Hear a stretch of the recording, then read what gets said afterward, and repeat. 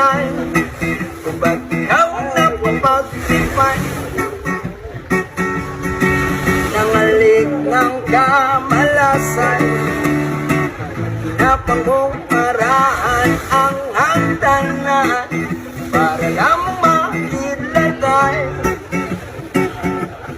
sa kaitaas-taasan mo.